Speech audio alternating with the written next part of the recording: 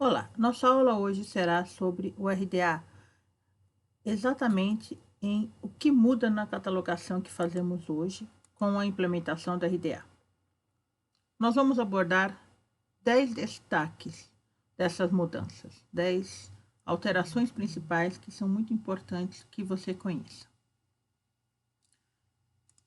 A primeira delas é como marcar um registro em RDA. Nem sempre as bibliotecas vão decidir por alterar, por migrar todo o seu catálogo para a norma RDA. Isso é um trabalho muito demorado e nem sempre é interessante para o acervo e para o usuário. A maioria irá implementar o RDA de quando começar para frente. Algumas instituições poderão optar por também alterar os registros antigos em um segundo momento. Importante é marcarmos quais são os registros que estão já em RDA, para que a gente não perca tempo procurando quais os que ainda não estão em RDA. Tá? O que tem sido feito no campo 040 do MARC, tá? No subcampo E, as pessoas estão colocando a palavra RDA, a sigla RDA. Então, todos os registros MARC que forem feitos em RDA deverão conter o campo 040 com o subcampo E preenchido como RDA. Isso vai facilitar a transição de uma norma para outra. O subcampo B aqui, que é quando você diz qual é a língua do código, tá? Ele poderá ser preenchido ou não, não é obrigatório, mas o subcampo E, que vai sinalizar que aquilo já está em RDA, é imprescindível que seja preenchido. O segundo destaque é em relação aos elementos obrigatórios, opcionais e o que eu estou chamando aqui de obrigatórios para você. Tá? O RDA ele vai conter um núcleo básico de elementos obrigatórios. Básico são aqueles elementos título, nome do autor, local de publicação. Elementos básicos serão obrigatórios. Todos os outros elementos, o RDA está considerando como elementos opcionais. Quem vai decidir se ele vai ser preenchido ou não naquela unidade de informação para atender aquele usuário específico é o próprio catalogador ou os profissionais da biblioteca em conjunto. Para isso,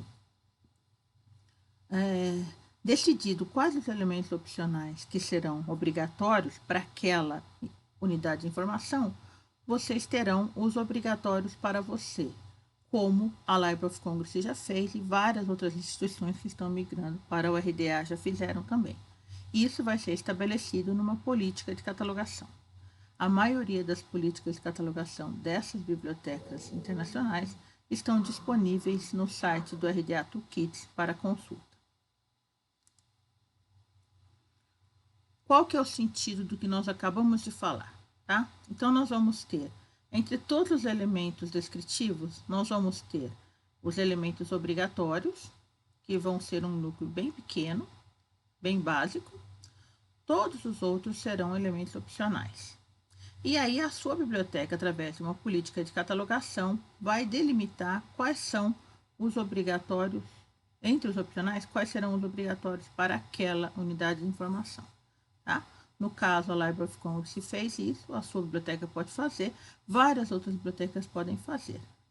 Isso vai gerar também elementos obrigatórios em comum, tá? Nesta área aqui, ou seja, vão existir elementos que serão obrigatórios tanto para a Library of Congress, quanto para você, quanto para qualquer outra biblioteca. Mas isto deve estar mapeado pela política de catalogação. O terceiro destaque muito importante é o princípio da representação, da declaração de princípios de catalogação. Use o que você vê. Esta vai ser a premissa do RDA. Tá? Isso significa o quê? Eu vou registrar no meu catálogo exatamente como as coisas estiverem na página de rosto de um livro, na caixa de um DVD, etc. O que isso significa? Coisas do tipo como edição, que nós tínhamos um padrão no ACR2, que era o 3.ed para a terceira edição, nós vamos registrar exatamente como estiver na página de rosto. Ou seja, se estiver escrito terceira edição, nós vamos registrar terceira edição, sem abreviações, ok? O quarto destaque, muito importante, traz essa noção de transcrição e de registro. Quando eu registrar o que eu estou vendo, exatamente igual eu estou transcrevendo. O que não estiver na página de rosto e que eu for acrescentar ao registro, eu vou registrar. Tá? Então, a transcrição coloca o princípio da representação em prática. Título, indicação de edição, lugar de publicação, nome do publicador são exemplos de elementos transcritos. Os elementos gravados ou registrados, tá? São os que não estão na fonte de informação preferida ou principal, como a página de rosto. Por exemplo, quantidade de páginas, se material ilustrado ou não, informações das áreas de notas, etc.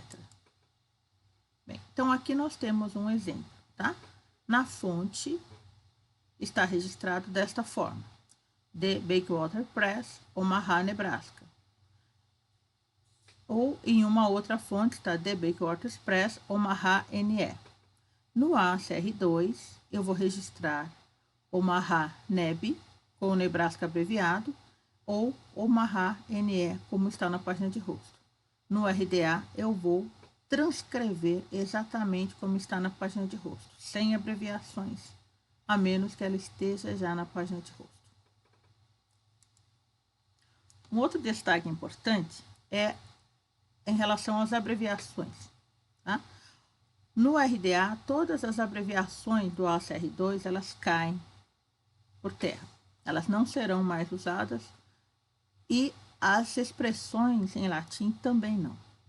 Então, abreviações do tipo SL, sine loco, que era sem lugar de publicação, ou SN, sine nomine, que era sem editora, ou et al, que era et ali, que outros também, não serão mais utilizadas. Tá? Então, aqui nós temos um exemplo disso, tá certo? Olha só. Na fonte está First Edition desta forma, no ACR2 ficava 1.ed, no RDA nós vamos transcrever exatamente igual. Na fonte estava Second Edition, no ACR2 a gente usava 2.ed, no RDA a gente vai transcrever exatamente como está na página de rosto, e assim por diante. Tá?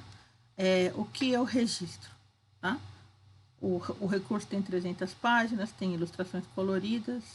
No ACR2 eu colocava 300p ponto, ilustrações, algumas coloridas, com ilustração e coloridos abreviados. No RDA eu vou escrever páginas integralmente, não vou mais abreviar, vou escrever ilustrações, vou escrever coloridas. Então, todas as abreviações que a gente usa no ACR2, elas não serão mais usadas no ACR, a não ser no caso de unidades de medida, como centímetros ou metros.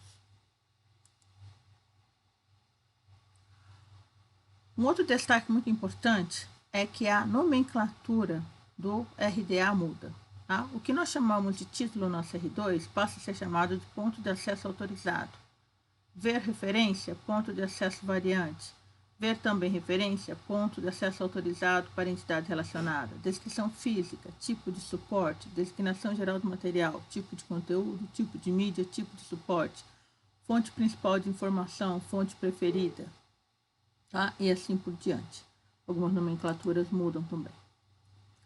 O sétimo destaque tem a ver com a área de publicação, a área 4 da catalogação. Tá? Na área de publicação, no MARC, ela era registrada no ACR2 no campo 260. Com o RDA, passa a se usar o campo 264. Por quê? Porque o campo 264 ele tem, no indicador 2, eu consigo estabelecer qual que é a função daquela entidade na produção daquela manifestação, tá? Se é um publicador, se é um distribuidor, se é um produtor, etc. Como nós podemos ver aqui nesse quadro. Então, no segundo indicador do campo 164, se eu colocar o 0, é porque aquilo é uma produção. Eu vou usar, no caso de produções cinematográficas, gravação de vídeo, gravações de som, etc. Quando é uma editora, ele é um publicador, então eu vou colocar o número 1 no indicador. Quando é apenas um distribuidor, número 2. Quando é apenas um fabricante, número 3. E quando eu só estou querendo identificar que aquela data que eu coloquei é a data do copyright, eu vou usar o indicador 4. Um outro destaque importante que vai mudar com o uso do RDA está relacionado com a expansão do acesso, a questão da indicação de responsabilidade. Tá? No ACR2, tá? O primeiro autor ele poderia ser considerado ponto de acesso principal se fosse no máximo uma obra de 3 autores. Com mais que 3 autores, o ponto de acesso principal passava a ser o título. Para o RDA, isso cai. Ok? Não importa quantos autores a obra tenha, o primeiro será o ponto de acesso principal e os outros poderão ser colocados como entradas secundárias de autores ou não. Tá? Uma outra coisa também que o RDA passa a usar são os designadores de relacionamentos. Lembra quando a gente registrava um tradutor, um ilustrador, um organizador, que na frente do nome a gente colocava org, trad, ilust para ilustrador? Então, agora nós vamos usar designadores de relacionamento em todos os autores. Autor principal, autor secundário, tradutores, ilustradores. Nós vamos indicar qual que é a relação daquela pessoa com aquela obra específica. Tá? Só que sem usar as abreviações. Então, se for um tradutor, eu vou pôr tradutor. Se for um ilustrador, eu vou pôr ilustrador. Se for um autor, eu vou colocar autor. Ok? Então, aqui nós temos alguns exemplos disso. Tá? Na página de rosto do livro, está dessa forma. Né? Nós temos aqui 4 autores, mais um prefaciador. No ACR2, isso ficava na área de indicação de responsabilidade. O primeiro autor, Yetiali, e aí eu citava o prefaciador. No RDA eu posso citar todos, ou posso citar todos e suprimir o prefaciador, ou eu posso colocar o primeiro e vou escrever e outros 3, ou somente e outros, ou seja, a abreviação cai, a expressão em latim cai. Mantém-se os colchetes que já existiam na época das abreviações, ok? Então, passa a se considerar todos os autores e o primeiro passa a ser considerado o ponto de acesso principal. Tá? E aqui, exemplos de designadores de relacionamento, ok? No RDA, a gente passa a colocar na frente qual a relação daquela pessoa com a obra. É o escultor, é o fotógrafo, é o animador, é o editor, é o impressor, é um locutor de rádio. E a gente coloca essa informação no subcampo E do campo 100 do MARC. No campo 700 de entrada secundária de autores também existe esse subcampo E para ser usado, aqui embaixo. Ok? Mesma coisa aqui no 710.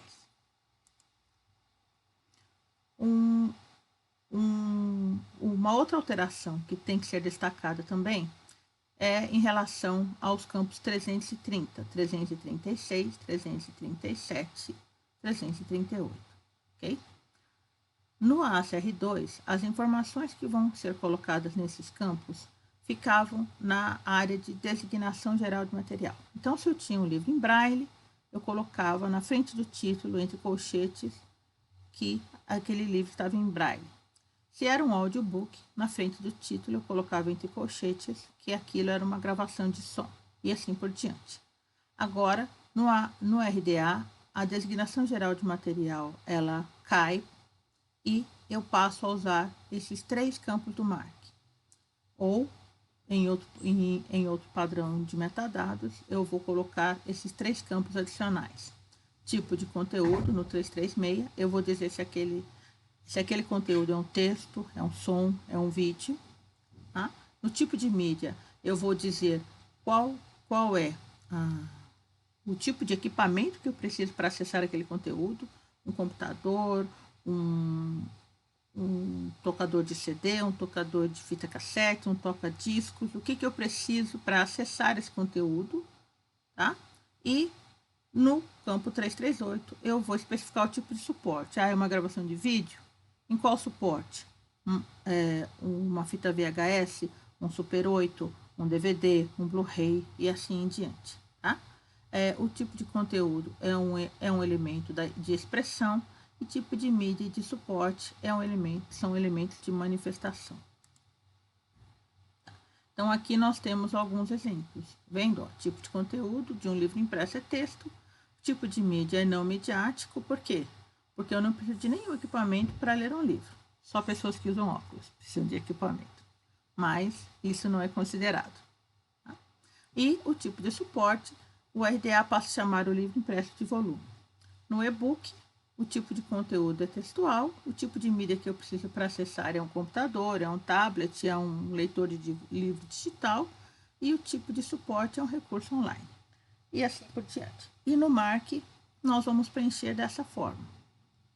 Ok? Colocar o tipo de conteúdo, o tipo de conteúdo no subcampo A e da onde eu tirei aquele padrão, né?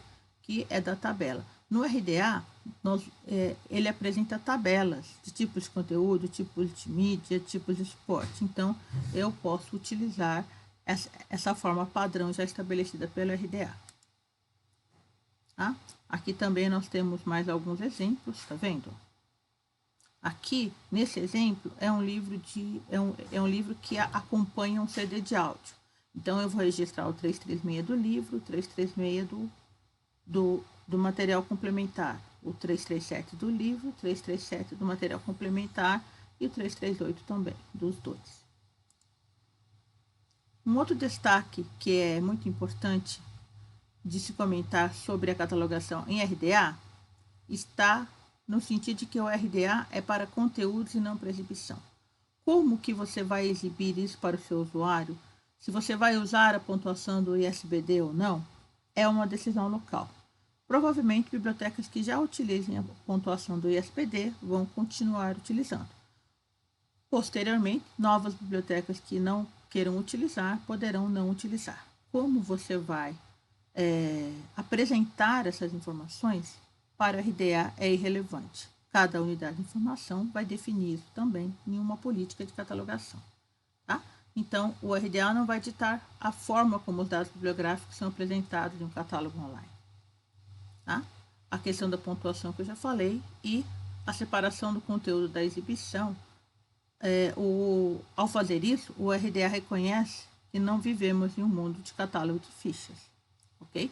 Então, ele vai ser muito mais adequado às novas necessidades de organização da informação em termos de catalogação atuais. Esse livro é um livro que tem bastante conteúdo. Na disciplina, eu vou disponibilizar também na biblioteca digital para vocês alguns livros em espanhol, tá? Mas não existe atualmente literatura em português sobre isso. Ok? Muito obrigada pela atenção e até a próxima aula.